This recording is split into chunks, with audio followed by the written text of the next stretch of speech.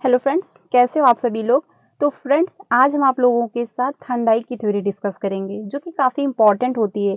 ये आपकी UP TET है, सुपर टेट में तो पूछा ही जाता है, आपके यूपी टेट में भी पूछ लिया जाता है। तो ये जो थर्ड की थ्योरी है, ये काफ़ी अन्य नामों से भी जानी जाती है। तो वो आज का जो आप डाउट है वो आज यहाँ पे क्लियर हो जाएगा, ठीक है, कि अन्य कौन कौन से नाम है जिनसे पूछ लिया जाता है। तो वहाँ पे फिर दिक्कत हो जाती है जब आप लोगों को पता नहीं होता है। तो फ्रेंड्स, स्टार्ट करते हैं थर्ड की थ्योरी। मैं यही कोशिश करूँगी, उम्मीद भी यही करूँगी आप लोगों से कि आज ये वीडियो देखने के बाद आपको जो थॉर्नडाइक से रिलेटेड क्वेश्चन पूछे जाते हैं एग्जाम में, वो क्लियर हो जाएं, ठीक है। इससे रिलेटेड कोई भी क्वेश्चन ना फंसे, मेरी यही कोशिश रहेगी। तो आप लोग प्लीज़ ध्यान से देखिएगा, ध्यान से सुनिएगा भी और नोट डाउन ज़रूर करिएगा, ठीक है। तो स्टार्ट करते हैं फ्रेंड्स, थॉर्नडाइक की थ्योरी। ये जिनकी थ्योरी है थॉर्नडाइक, जो ये पहली बात ये रहते कहाँ हैं, मतलब ये कहाँ के मनोवैज्ञानिक हैं, ये अमेरिकी मनोवैज्ञानिक हैं। जो थॉर्नडाइक हैं, इनकी थ्योरी अन्य कितने नामों से जानी जाती है वो यहाँ पे दी गई हुई है, देख लीजिए। प्रयास एवं भूल का सिद्धांत है।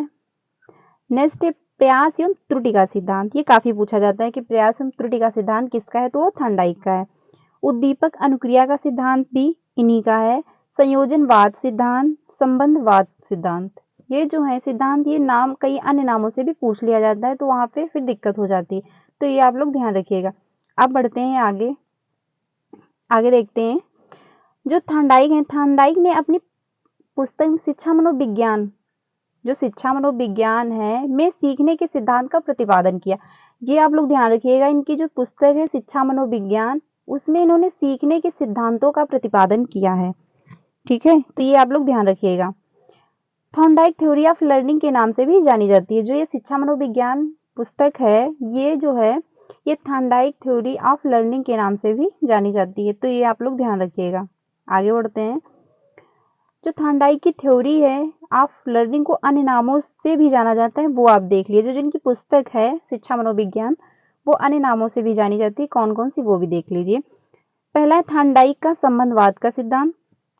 संबंधवाद का सिद्धांत, उद्दीपक सिद्धांत, सीखने का सिद्धांत, सीखने का संबंध सिद्धांत और प्रयास एवं भूल का सिद्धांत, ठीक है। ये आप लोग फिफ्थ हैं, ये आप लोग ध्यान रखिएगा। फिर से रिपीट कर रहे हैं, थॉर्नडाइक का संबंधवाद, ठीक है, तो संबंधवाद का सिद्धांत, उद्दीपक सिद्धांत, सीखने का संबंध सिद्धांत और प्रयास एवं भूल का सिद्धांत। ये फ्रेंड्स आप लोग ध्यान रखिएगा। आगे बढ़ते हैं। अब जो थॉर्नडाइक ने अपनी जो थ्योरी दी थी उसके बारे में देखते हैं, उसकी व्याख्या एवं अर्थ देखते हैं। जो थॉर्नडाइक हैं, थॉर्नडाइक अमेरिकी मनोवैज्ञानिक थॉर्नडाइक ने अधिगम का सिद्धांत, अधिगम का संबंधवाद का सिद्धांत दिया।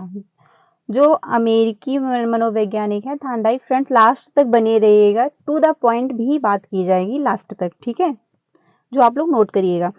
ये अमेरिकी, पहली बात तो ये थॉर्नडाइक कहाँ के मनोवैज्ञानिक थे, ये अमेरिकी मनोवैज्ञानिक थे, ठीक है। इन्होंने कौन सा सिद्धांत दिया, इन्होंने संबंधवाद का सिद्धांत दिया। 2 पॉइंट क्लियर हुए, जिससे उद्दीपक अनुक्रिया सिद्धांत, एसआर थ्योरी या प्रयास एवं त्रुटि का सिद्धांत या बंधन सिद्धांत भी कहते हैं।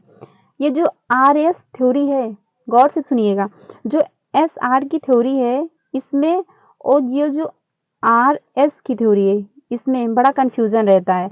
जो आरएस की थ्योरी है ये थॉर्नडाइक ने दी है, और वहीं पे अगर पूछ लिया जाए आपसे कि आरएस की थ्योरी किसने दी है, तो ये स्किनर हो जाएंगे। ये आप लोग ध्यान रखिएगा, ठीक है। यहाँ तक क्लियर हुआ। आगे बढ़ते हैं। इस सिद्धांत के अनुसार किसी प्राणी के सामने जब कोई उद्दीपक प्रस्तुत होता है तो प्राणी उसके प्रति अनुक्रिया करता है, ठीक है। यह अनुक्रिया तब तक करता है जब तक कि उसे संतुष्टि ना मिल जाए। मतलब जैसे कि आप लोग हो तो आप लोगों को कुछ चाहिए, जैसे कि आप लोग का टारगेट क्या है कि आपको सीटेड मतलब यूपीटेट क्वालिफाई करना है, सीटेड क्वालिफाई करना है और सुपरटेट करके जॉब लेनी है। तो जो आपका सुपरटेट है, ठीक है, वो जो आपका सुपरटेट है वो उद्दीपन है। और जो आप उसके लिए प्रोसेस कर रहे हो, आप पढ़ाई कर रहे हो, आप यूपी टेट पास करोगे, सी टेट पास करोगे, आप इधर से पढ़ रहे हो, मोबाइल से पढ़ रहे हो, बुकों से पढ़ रहे हो, तो ये सब क्या है, ये अनुक्रिया है कि आप उसके प्रति अनुक्रिया कर रहे हो, ठीक है। ये क्लियर हुआ। आगे बढ़ते हैं। तब तक कि उसे संतुष्टि ना मिल जाए, जैसे कि आपका जो ये उद्दीपन है, ये अगर एक टाइम के बाद आपका जब आपको जॉब मिल जाएगी तो ये शांत हो जाएगा। तो वही कहने का मतलब है कि जब तक उसे संतुष्टि नहीं मिल जाती, मतलब जब तक वो अनुक्रिया करता है जिसके पीछे, फिर जब उसे वो प्राप्त हो जाता है जो उसकी संतुष्टि है उसे मिल जाती है। जिस अनुक्रिया से प्राणी को संतुष्टि प्राप्त होती है वह उसी उद्दीपक का संबंध या बंधन बना लेता है। यही बंधन अधिगम कहलाता है। ठीक है। और प्राणी के सम्मुख जब कभी भविष्य में वह उद्दीपन आता है तो वह वैसे ही प्रक्रिया व्यक्त करता है। जैसे कि आपने फ्यूचर में अगर पास्ट में कुछ काम किया, कोई प्रॉब्लम आई तो आपने जिस हिसाब से उसको सॉल्व किया था, अगर सेम सिचुएशन वैसी ही आपके अब प्रेजेंट लाइफ में आ जाती है तो आप वैसे ही डील करोगे, क्योंकि जैसे आपने पास्ट में किया था उससे आपने सीखा कि हम ये प्रॉब्लम को ऐसे सॉल्व कर सकते हैं। ठीक है। जब ऐसी ऐसी सिचुएशन आएगी तो ऐसे ऐसे डील करेंगे तो ये प्रॉब्लम सॉल्व हो जाएगी। तो उससे आपने सीखा और जब आपके प्रेजेंट लाइफ में आएगी वो प्रॉब्लम तो आप सॉल्व कर लोगे ना, तो इसका यही मतलब हुआ। आगे बढ़ते हैं। दो या दो से अधिक अनुभवों से संबंध स्थापित हो जाने के कारण इसे सहचर सिद्धांत भी कहते हैं। दो या दो से अधिक जब अनुभव से संबंध स्थापित हो जाते हैं तो इसी के कारण इसे सहचर सिद्धांत भी कहते हैं। आगे बढ़ते हैं। इनका प्रयोग देख लेते हैं जो थार्नडाइक ने प्रयोग किया था। थार्नडाइक ने बिल्लियों, चूहों तथा मुर्गियों के ऊपर अनेक प्रयोग करने के बाद सीखने का प्रयोगवाद अर्थात उद्दीपक अनुक्रिया सिद्धांत तथा सीखने के नियमों का प्रतिपादन किया। जो थार्नडाइक है इन्होंने किस पे प्रयोग किया? बिल्ली पे प्रयोग किया। ये ज्यादा पूछ लिया जाता है, बिल्ली। जो बिल्ली का जो प्रयोग इन्होंने बिल्ली पे प्रयोग किया था अब इनका काफी फेमस हुआ, तो ये ज्यादा पूछ लिया जाता है। बाकी इन्होंने चूहों पर भी प्रयोग किया है और मुर्गियों पर भी इन्होंने प्रयोग किया हुआ है। ये आप लोग ध्यान रखिएगा। आगे बढ़ते हैं। थार्नडाइक ने अपने सीखने के सिद्धांत का मुख्य प्रयोग भूखी बिल्ली पर किया।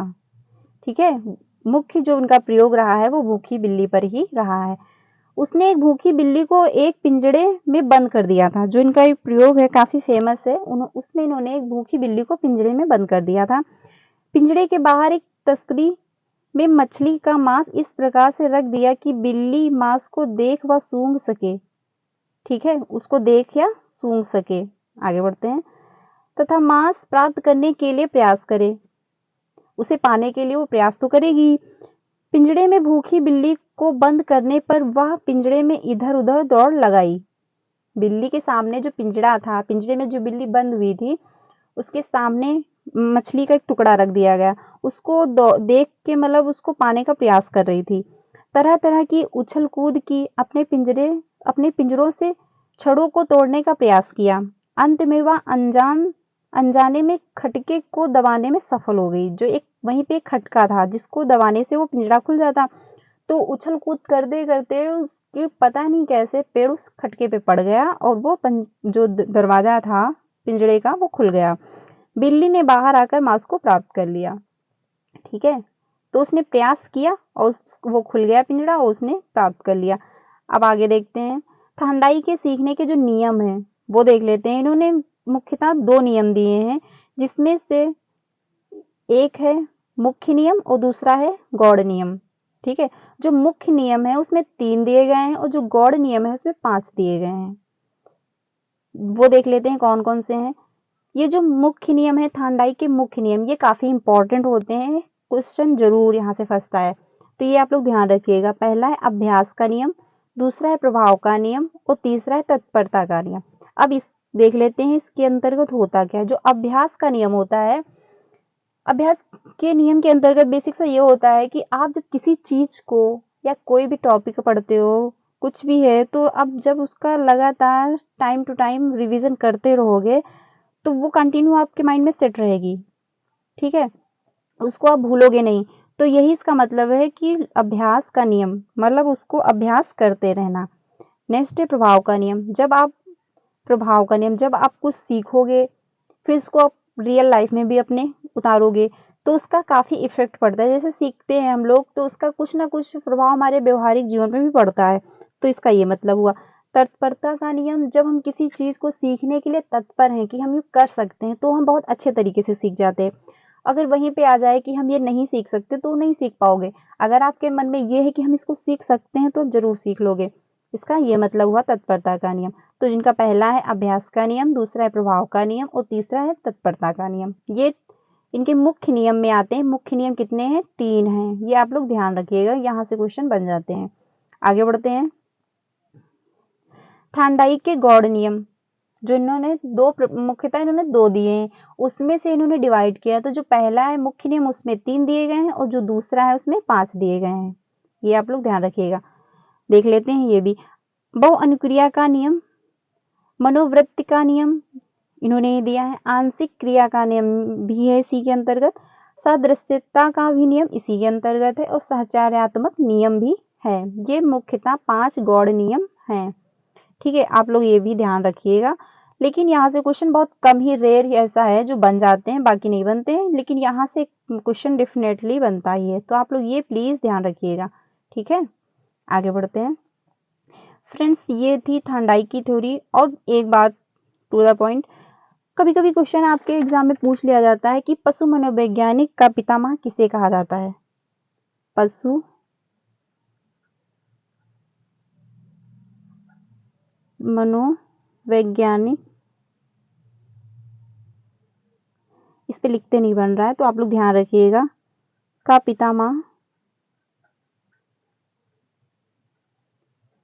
थांडाइक को कहा जाता है। ये भी आप लोग नोट कर लीजिएगा क्योंकि ये क्वेश्चन पूछ लेता है कभी कभी।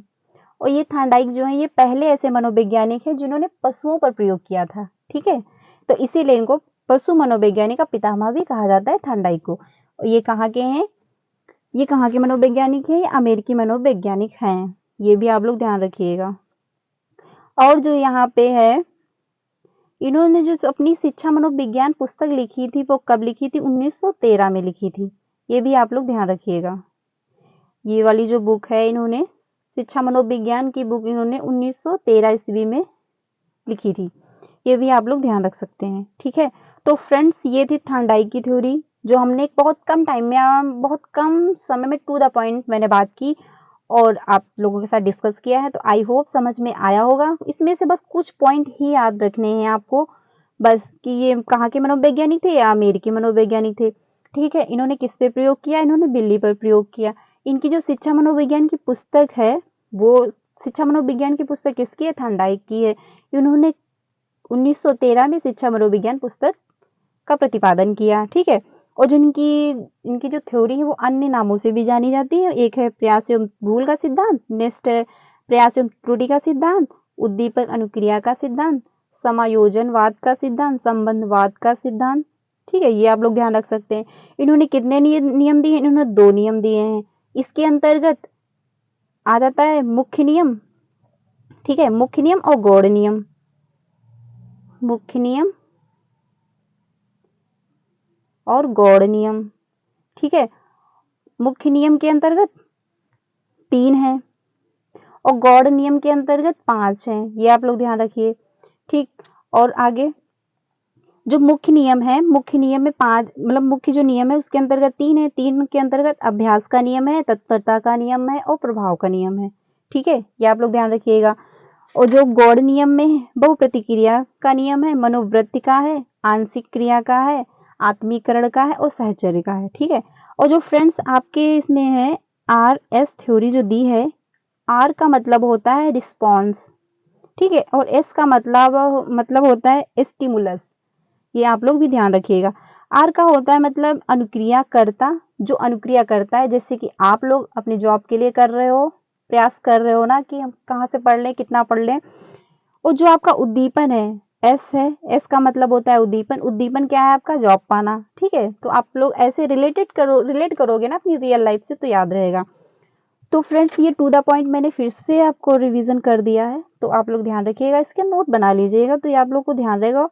और टू द पॉइंट जब आप लोग याद रखोगे तो अच्छे से याद रहेगा। ठीक है फ्रेंड्स, तो फ्रेंड्स एक ऐसी लगी वीडियो जरूर बताइएगा। मैंने छोटा सा प्रयास किया आपको अच्छे से एक्सप्लेन करने का, आई होप समझ में जरूर आया होगा। तो इसको आप लोग नोट कर लीजिएगा और टाइम टू टाइम याद कर दे रहिएगा, मतलब देखते रहिएगा तो ये आपको लर्न हो जाएगा, मतलब याद हो ही जाएगा। ठीक है, तो फ्रेंड्स आज के लिए बस इतना ही। कैसी लगी वीडियो कमेंट सेक्शन में जरूर बताइएगा, क्योंकि इससे ये होगा कि हमको कहाँ पे अपना सुधार करना है, कहाँ पे कैसे क्या करना है, उससे पता चल जाएगा। तो आप लोग प्लीज कमेंट जरूर करिएगा। Thank you. थैंक